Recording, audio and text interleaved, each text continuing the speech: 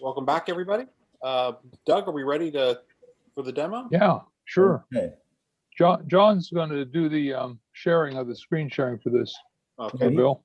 He's got a 5-minute video that kind of gives a preview of what this is, how I got into it. Great. You guys all see that? Yes. Yes. This is a double spouted vase that we saw out in the shed. And that's one piece? There's no two pieces It's glued? one piece and it's hollow, and it's the hidden in the grooves here, how you hollow it, but it's hollow and it's thin all the way down. You know, these intersect down here. And is that cherry? Yes, this is cherry. I drew up plans on how to make this.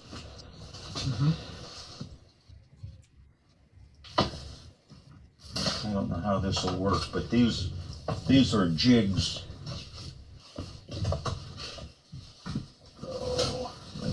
Someone had given it to me because I had done those Indian wedding type wedding vessels, Native American wedding vessels.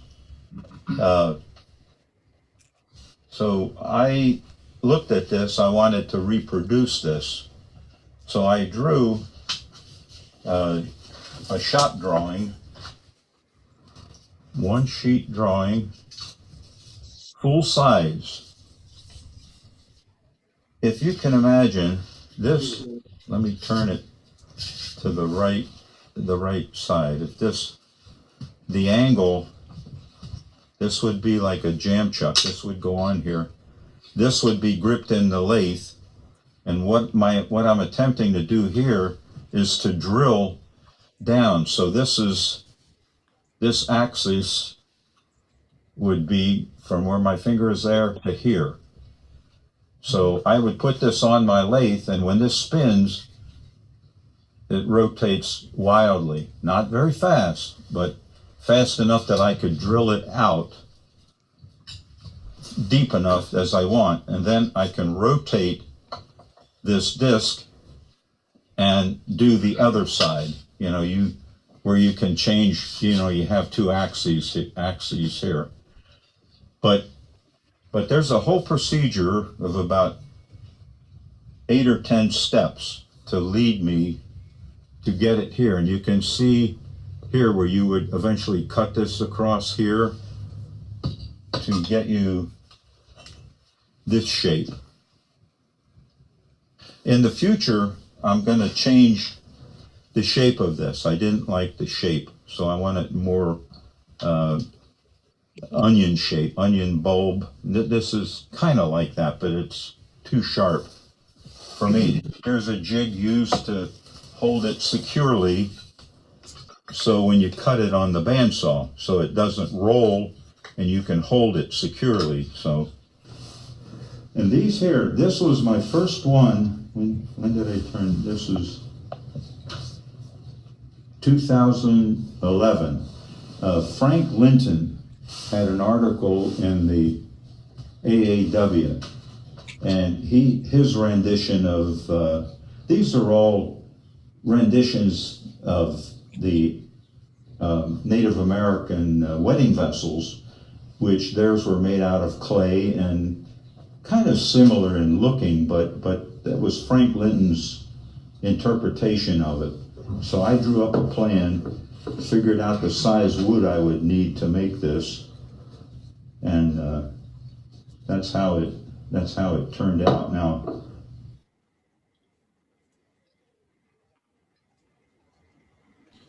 okay. All right, how do I go to share screen? No, Doug has to, you can share screen, yeah. Okay, I'll click it. Click on my photos. I've got you spotlighted, Bill. Okay, let me hold control. Let's see, how do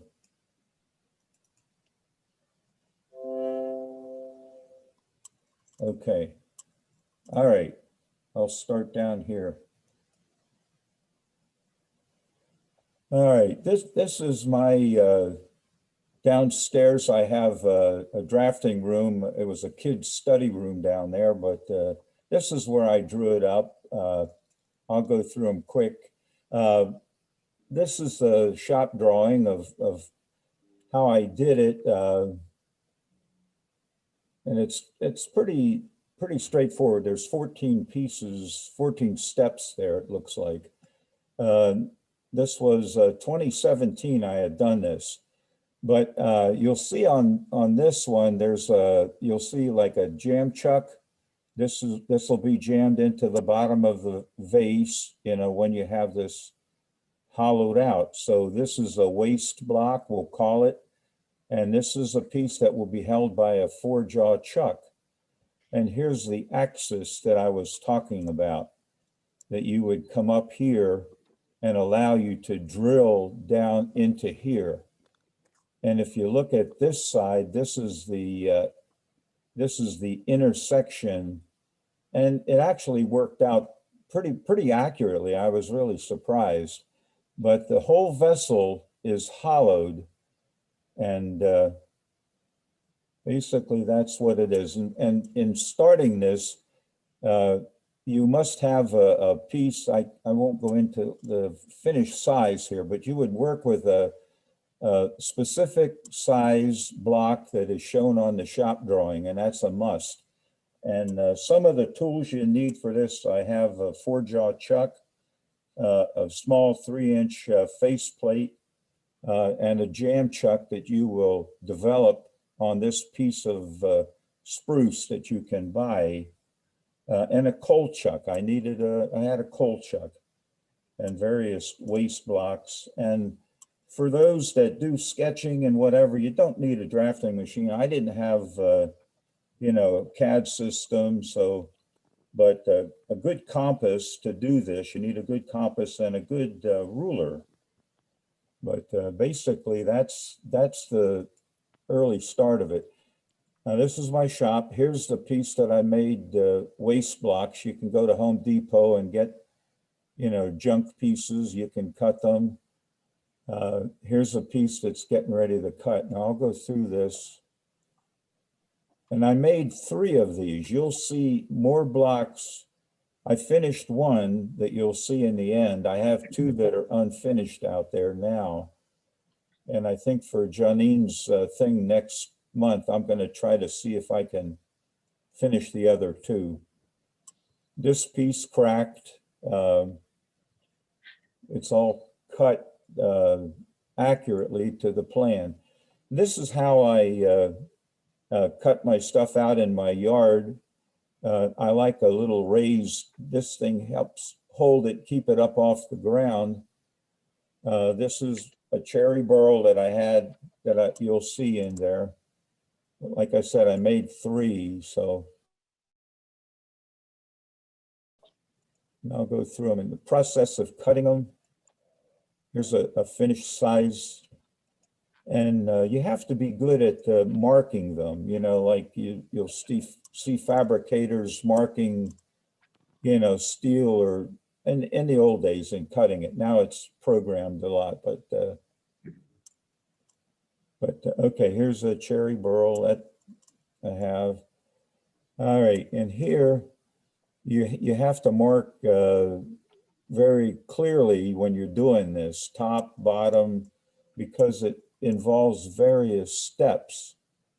And you can see as I start to turn, you leave the flat for the bandsaw cut. This is you'll see later on, this is to safely cut it on the bandsaw. There's some piece that you have to take out. Now here you can see that the shape was starting to go a little bit more defined. I still have the flat for the bandsaw cut. But here in the bottom, you'll end up hollowing. At this point, it wasn't hollowed out, but the shape is starting to be defined. This is the bottom of the vessel. A little bit more. A little bit close up for the flat. There you and here it is here. This is kind of, the bottom is more or less defined there in that, at that point. And it's very important when you do this. This is the top. And when you see these screw holes, these are for the faceplate. You can't, how do you say, you have spouts in here, and you'll have a spout in here, and you want to be able to clear those spouts with your screw holes. So when you'll see later on here, okay, on this one, this is what I was saying. This view, you want to cut this out, this V. This will help define where the spouts will go.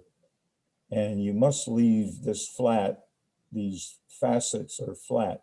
Now, when I do this again, I'm going to put something more secure rather than just downward pressure holding that on the bandsaw. I wasn't too comfortable with that. But this will give you an idea. You did the cut here to do the spouts. Now, of one of the spout holes, center of the spout hole, and you can see where the faceplate, you know, was in there.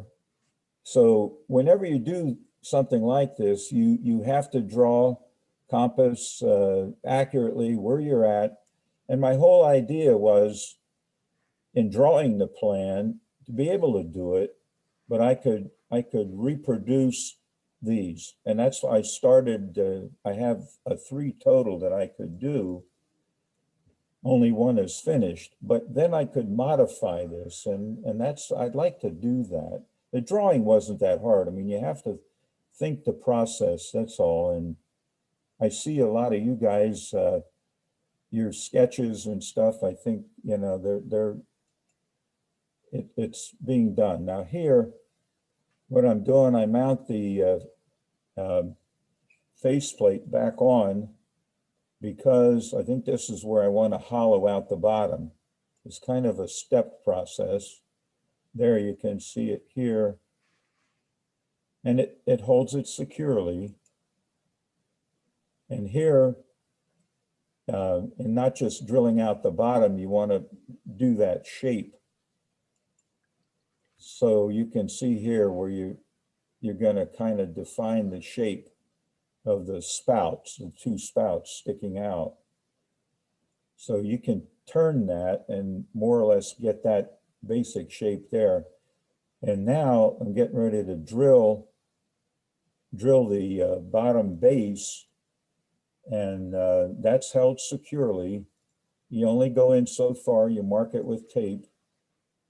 And this here, this was done, the cold chuck, and this is a piece of that spruce that you can buy, a box store kind of scrap. I like using that.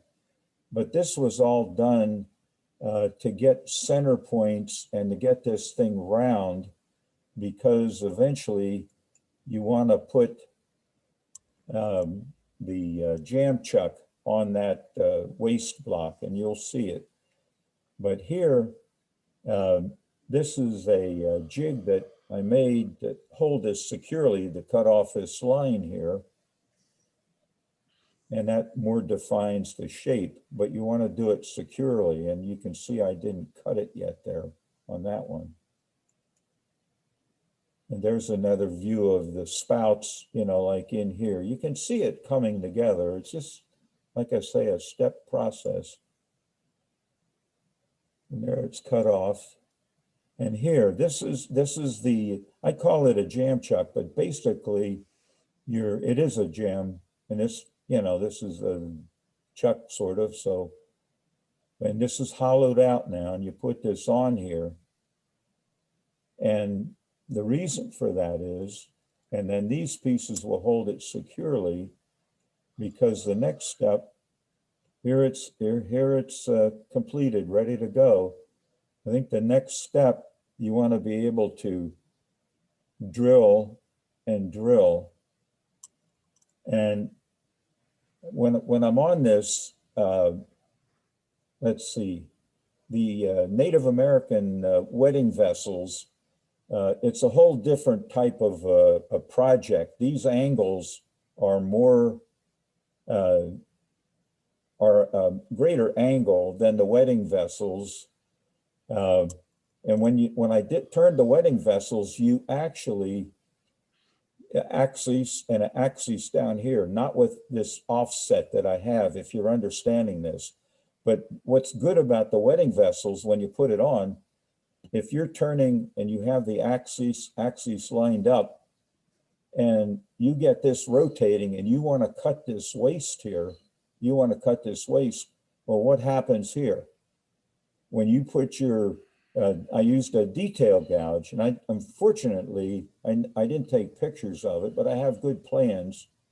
But that is kind of tricky going in here when you're getting close to the bottom in the wedding vessel with this thing here revolving around, and you have to be very careful, but I just thought I would add that in there.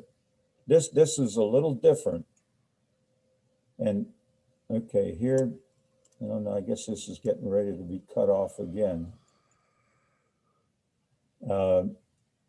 Here we're getting ready to, I guess that shows the drawing, how you draw on your surface there. You should do it accurate. Okay, and I made up 3 of these. These other 2 are not completed yet, or this one might be, and that one isn't, and there's another one. So I'll have a total of 3. That's a burl. But yeah, here's a good example. Mark top. You got because from the shop drawings, you can do this. I mean, that's basically, what that shows, and accurate, to get your centers that you're working with. But here on this one, this shows you, I'm getting ready to drill this thing.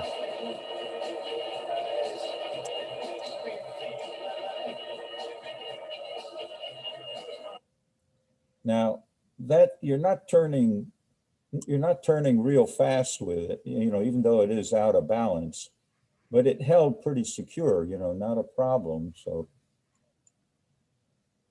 and this is where the, your 4-jaw chuck grips onto this piece. And like I say, you need centers and, that sort of thing. And there it is there. These are lined up, so that you get the inside of the vase, the vessel, it's not off kilter. And here's an example of what I showed you. Here's the tenon for the 4-jaw chuck. Here's this wood here, and inside in here is this portion of the jam chuck. So this comes down, intersects. Well, here's the line here. It actually intersects. And you eventually cut this off. Now, they're going to be cut off, and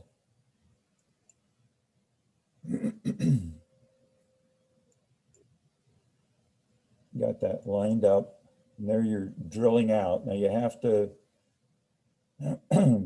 know your length to drill so you don't over drill, and this now is hollow in here, of course. And there it is there. Now what you have here, because it's not like the Native American wedding vessel, I use a saber-tooth wood grinder bit. Saber-tooth, a green one, a green bit. Yeah, here it is here, a green bit. And This actually, this is fantastic. It won't get away from you. Some of these I've used in the past for the wedding vessels got away from me. They were like carbide wire. And I had a flashlight. I had one wrap up into the flashlight. There was a little piece of string on it and it went flying with a Dremel. So, but this is a good one. That works very well. And you can route, you know, not route, but I mean, it cleans up rather nice. And there's the finished one. Now this, what I will say, I didn't decorate, didn't do anything. This is I will say a prototype. You know, it's a piece of plain, I had a good chunk of cherry. It was a 6x6 that I had. And, but the other two, I think I'm going to try to, that'll be my next project to finish them. I left that long enough, so. Okay, any questions or can I explain anything to you guys or?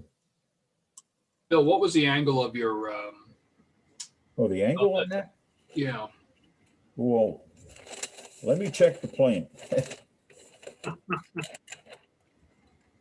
Actually, you're giving me a problem because could be 69. Could be 69 degrees off. okay. And so on the two side pieces there, you're not really turning them on the lathe, you're shaping them with your Dremel tool, Yeah, the both inside and outside. well, yeah, right here, you're gonna shape that, bring that out, you know, Mhm. down like a tongue.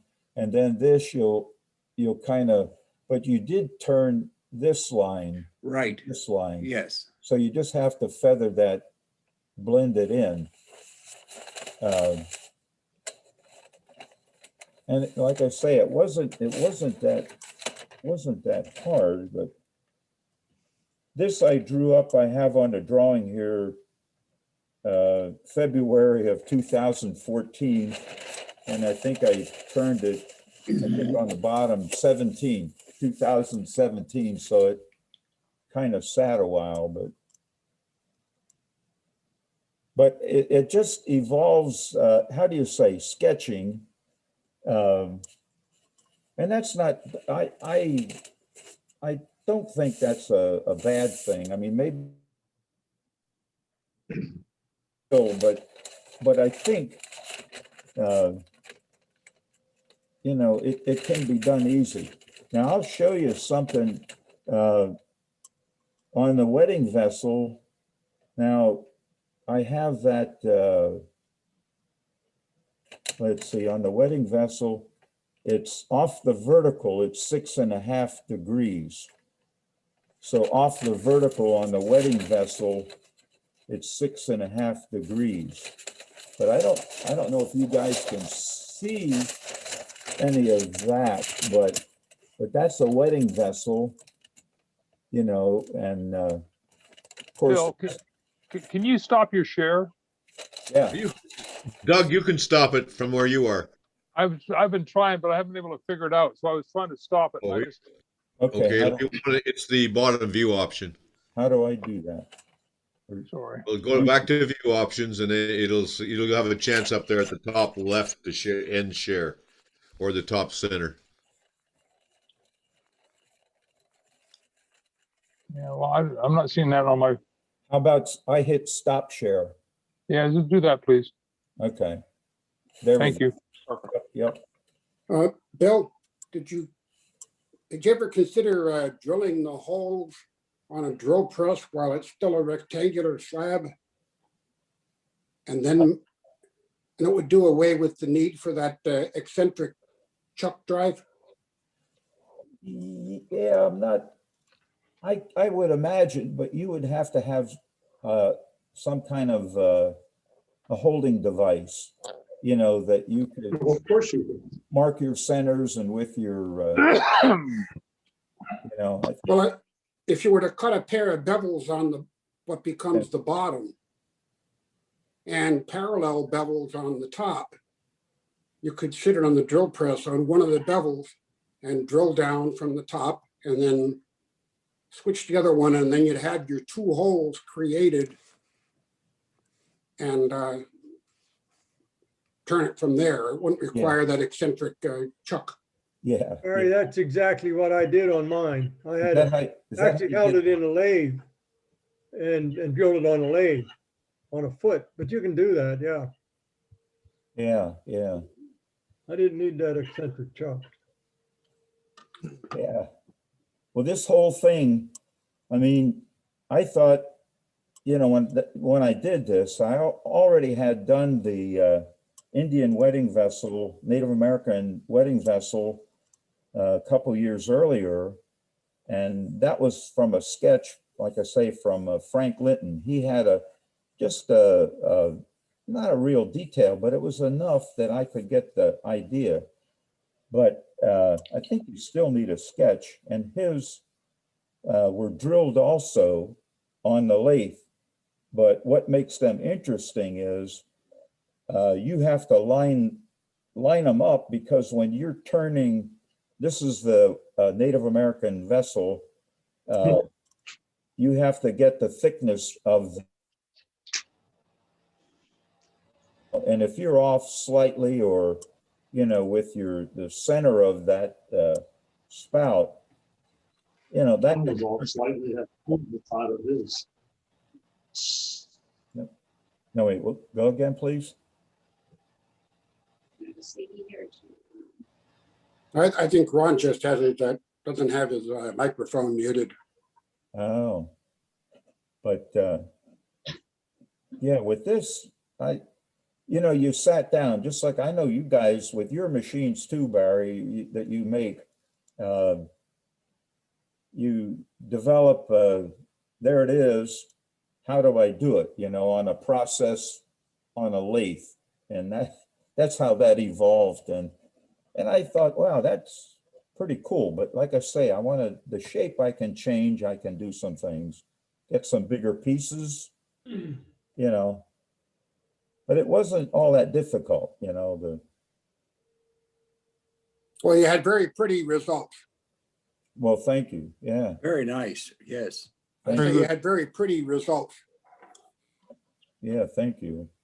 Hey, Bill, I'm assuming when you call it a wedding vessel, Yeah. it's husband and